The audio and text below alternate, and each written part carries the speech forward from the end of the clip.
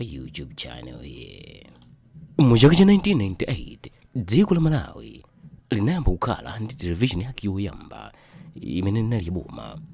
Television iyi inachita kuti Television Malawi kapena kuti TVM mwachidule, ndipo inayamba ngati project imene mkulu woyambirira anasankhidwa nkukhala a Benson Tembo. Ngakhale kasankhidwe kake kama program komanso aulusi yake anali ngati wongoyesera mugulu la anthu ogwira ntchito kumeneko kunatuluka katswiri amene amasangalatsa anthu mdziko muno, ndipo mmodzi mwa iwowa anali a Geoffrey Gabusa amene anamwalira sabata yangothayi pa 23 April mchaka cha 2024 pa chipatala chachikulu cha Queen Elizabeth Central Hospital mu mzinda wa Blantyre. Iwowa amasangalatsa anthu mdziko muno kudzera mu programu yawo yotchedwa Music Splash imene amayikapo kanemu wa nyimbo za nthawi imeneyo. Malingana ndi mchimwali wawo wamalimuyo yamikani a Geoffrey Gabusa anabadwa mu chaka cha 1971 ndipo pofika mchaka chino amwalira ali ndi zaka 53 zakubadwa.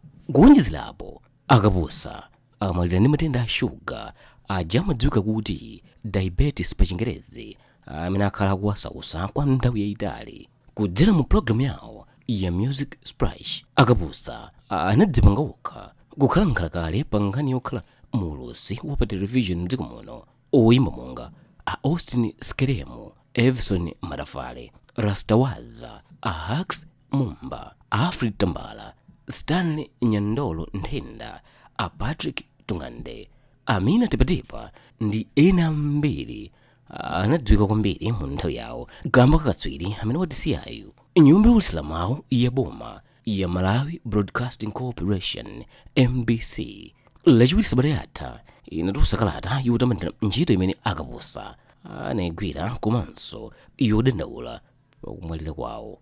Mwadzina kalatayo inati a Geoffrey Gabusa sikuti anali wongodziwa kukonza ndi kuulusa programu ya Music Splash ayi, koma anathandizira kuti kaulusidwe kamawu kudzera pakanema kupita patsogolo mdziko muno. Kalatayi imene anayisayinira ndi mkulu wa MBC a George Kasakula inamaliza ndi kunena kuti ntchito ndi mbiri imene a Geoffrey Gabusa anayigwira ipitirira kulimbikitsa anthu ena mdziko muno ofuna ntchito ngati yomweyi ku mibadwo ya mbiri ikubwera msogoloyi.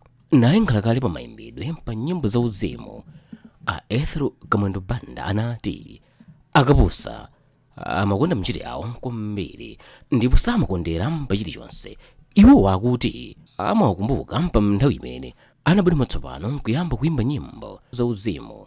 Gabusa ndi amene anagwira ntchito yopanga iwowa kuti anthu awadziwe mdziko muno pa nyimbo za uzimu kusiya zimene ankayimba kale, komanso programu yawoyi inathandizira anthu oyimba ambiri kuti adziwike pa mayimbidwe. Gabusa ankagwira ntchito yawo muoneka kuti sankakamiza, ndipo iwowa zimachita kuonekeratu kuti ntchitoyi inali ya m'magazi mwawo. Mkuluyu anali wokondedwa ndi anthu ambiri mdziko muno. A Geoffrey Gabusa anali ndi mawu amene amati splash on, ndipo akatero ndiye kuti nyimbo imayamba pomwepo. Ilitu limakhala loweruka mnthawi ya 7:30 madzulo, ndipo mabanja ndi anthu mdziko muno makhala azungulira matelevision awo ukuona luso la oyimba kwathu kuno kudzera mwa katswiri ameneyu. A Felix Washon amene anali mnzawo komanso anagwira ntchito limodzi ndi a Geoffrey Gabusa pa nthawi imene MBC TV inkachedwa kuti Television Malawi TVM, anati Gabusa anali munthu waluso wodziwa ntchito yawo komanso ofuna kuphunzira ndi kuphunzitsa anthu ena zimene iwowa akuzidziwa. Mu chaka cha 2017 atagwira ntchito yawo kwa zaka zopitirira 15 ku kanema wa MBC, a Geoffrey Gabusa anachotsedwa ntchito ku kanemayo. Iwowa anasimikiza zimenezi kudzera mukulemba kwawo kwa pa tsamba la mchezo la Facebook pamene analemba ngati nthabwala kunena kuti ita andichotsa ntchito nanu mukhoza kumandiseka, palibe vuto, sekani ndithu. Ufulu woyankhula za kukhosiwu ndi wabwino, koma pena umakuvulazitsa. Iwo akuti anawuchosa ntchito nkamba kakuti anadzudzula akuluakulu akanemayo kunena kuti akungolimbikira kupanga mapulogalamu olimbana ndi andale otsutsa boma amene pa nthawiyo chinali chipani cha Malawi Congress Party MCP. Iwowa nkudzudzula kwawo kunali kwakuti zimene zimaulutsidwa pakanemayo pamodzi ndi wailesi ya MBC sizimathandiza chipani cha Democratic Progressive Party DPP koma kuonjezera usakondedwa, ndipo ndi chifukwa chake chipanicho sichinapambane mpando uliwonse mwa madera asanu ndi awiri pa masankho apadera amene anachitika mchakacho m'madera angapo mdziko muno pa 17 Oktoba mchaka cha 2017, ndipo chipanichi cha MCP ndi chimene chinapambana mipando yonse. Kamba kakuchitidwa kawo ntchito mosatsata ndondomeko ku MBC a Geoffrey Gabusa anakasoma ku Industrial Relations Code, ndipo pa 7 August mchaka cha 2023 bwalolo linagamula kuti wailesi ndi kanemayo ikuyenera kuwapasa a Geoffrey Gabusa chipepeso cha ndalama zokwana 5.1 million kwacha kamba kochotsa ntchito mosatsata ndondomeko. Poyamba mchaka cha 2022 bwaloli kudzera mwa jaji wina linagamula kuti a Geoffrey Gabusa apesedwe ndi ndalama zokwana 12.9 million kwacha, koma MBC inakamang'ala kuti jaji woyambayo analakwitsa popereka chigamulocho chifukwa chakuti ndalamayo inali yochuluka. Apa ndi pamene mchaka cha 2023 wapampando wa bwalolo Austin Msoya atawunika mlandu anaona kuti ndi kwabwino kuwapasa a Geoffrey Gabusa ndalama yokwana 5.1 million kwacha. Atachitidwa ku MBC sipanathe nthawi yayitali mpoti mu mwezi wa Januwale mchaka cha 2018 a Geoffrey Gabusa analembedwa ntchito ku Mibawa TV.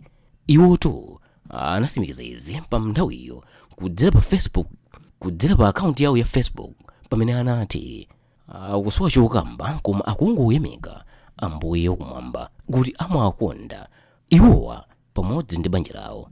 Iwowa anathokozanso mkulu wa Mibawa pa nthawiyo a John Ntakomwa ndi a Wellington Kuntaja omwe anali wothandizira pa nthawiyo.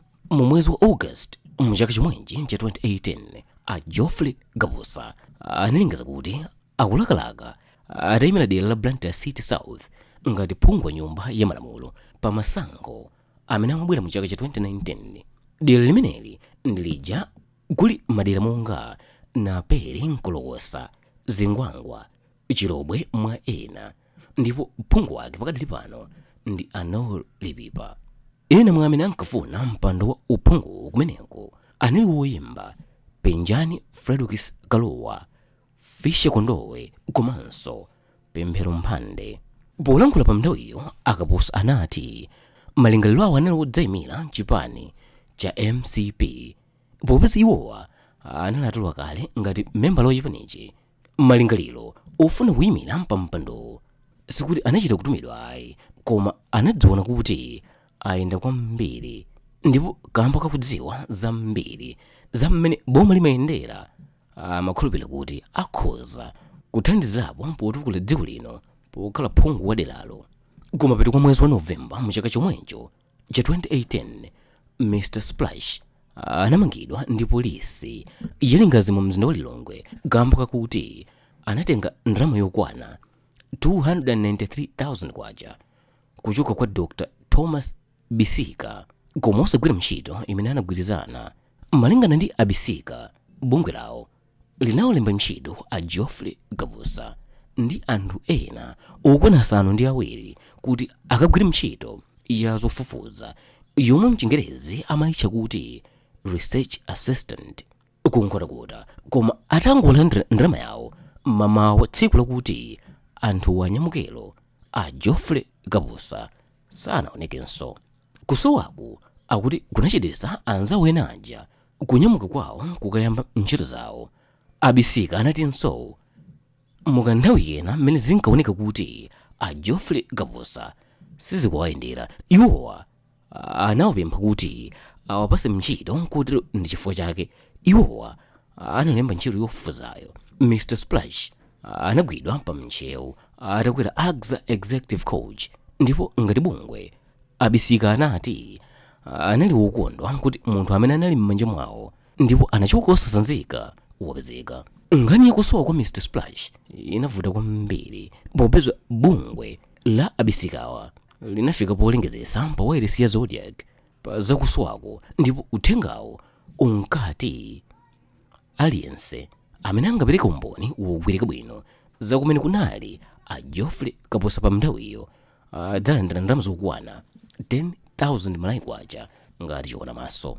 Atamva uthenga pa Zodiac uja, a Geoffrey Kaposa anatulutsa uthenga wawo kudzera pa WhatsApp umene umanena kuti sikuti iwowa anathawa monga mmene abisika amanenerayi, koma anali akupita ku Blantyre kamba kakuti abisikawa anathetsa mgwirizano wawo ndipo iwowa anawawuza kuti achoke ku Lilongweko. Mu chaka cha 2015 a Geoffrey Kaposa anayambapo apanga nawo filimu imene imafalitsa uthenga wofunikira pa miyoyo ya anthu monga wakupewa ndi kuzisamalira ngati munthu wopezeka ndi matenda a HIV and AIDS. A Geoffrey Kaposa amene anapezeka ndi matendawa mu chaka cha 2006 ndipo anawulula gulu la anthu anawuza atongani pa nthawiyo kunena kuti akuyesesa kuchilimika pofuna kuthana ndi matendawa. Mu filimuyo imene inajambulidwa ndi kampani ya HIV 101 motsogozedwa ndi wailesi ya BBC ya mdziko la Britain, ndipo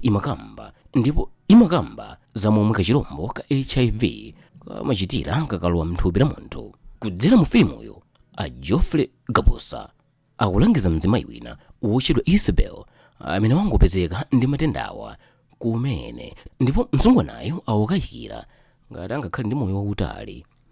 Isabel atakumana ndi a Geoffrey Kaposa amene ndi munthu wodziwika kudzera pa MBC TV akulimba mtima atawuzidwa kuti nawo ali ngati iyeyo ndipo asade nkhawa wina uliwonse, koma mzimayiyo azisatira ndondomeko zonse zakamwede kamankhwala wotalikitsa moyowa.